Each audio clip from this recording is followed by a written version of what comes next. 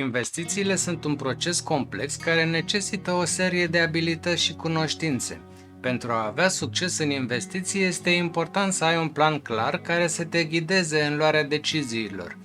Planul investitorului este un set de principii și valori care te ajută să iei decizii informate și să îți atingi obiectivele de investiții. Acest plan este construit pe 6 principii fundamentale pe care le voi prezenta astăzi. Dar hai mai întâi să vedem analiza pieței. Vă salut! Pentru cei care nu mă cunosc, sunt Cătălin Iamandi și mă ocup cu grafică și investiții.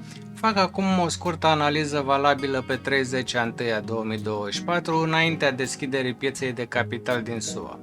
Rata dobânzii de politică monetară rămâne deocamdată neschimbată în SUA 5,5%, în zona euro 4,5% și în România 7%. Sentimentul pieței este bullish în proporție de 59%. Poziționarea piețelor financiare raportate la media pe 200 de zile este deasupra mediei 66,8% și sub medie 33,2%.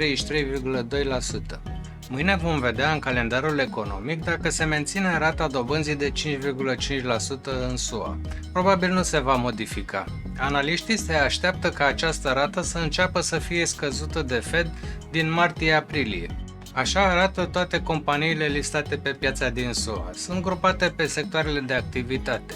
Mărimea reprezintă capitalizarea companiei și culoarea reprezintă evoluția companiei în ultima zi. Indicele volatilității VIX la 9 zile nu anticipează evenimente negative pe următoarea săptămână, fiind în același range de nivel scăzut unde stă din noiembrie 2023. Indexul Fear and Greed este la 78, o valoare ce indică lăcomie extremă în piețele din America. Concluzia analizei este că majoritatea companiilor se află în teritoriu pozitiv. Indexul S&P 500, ca și indexul tehnologiei Nasdaq și indexul Dow Jones Industrial Average, au depășit maximile lor istorice.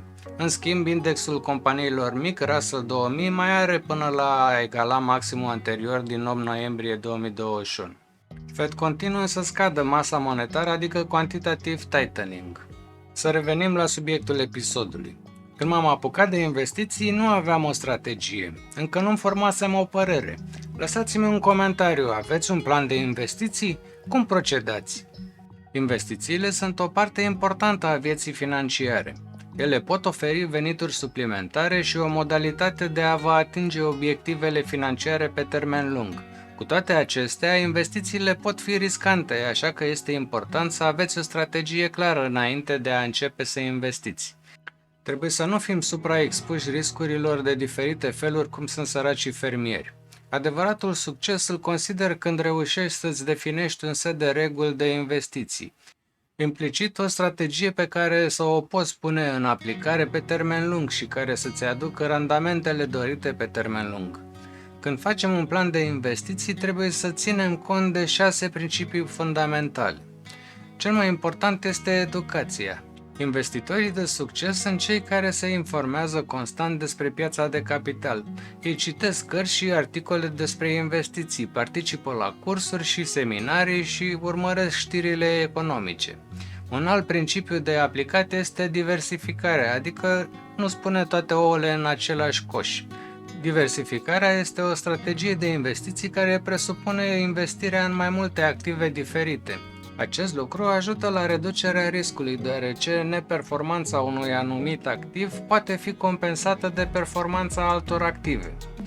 Investitorii ar trebui să țină cont de rentabilitatea așteptată a unei investiții înainte de a o face. Rentabilitatea așteptată este o estimare a câștigurilor pe care le-ar putea obține un investitor dintr-o investiție. Riscul este o parte inevitabilă a investițiilor. Investitorii ar trebui să fie conștienți de riscurile asociate cu fiecare investiție și să le gestioneze în mod corespunzător. Orizontul de timp este perioada de timp în care un investitor dorește să investească. Investitorii ar trebui să aleagă investiții care sunt potrivite pentru orizontul lor de timp. Costurile sunt o parte importantă a investițiilor. Investitorii ar trebui să fie conștienți de costurile asociate cu fiecare investiție și să le minimizeze.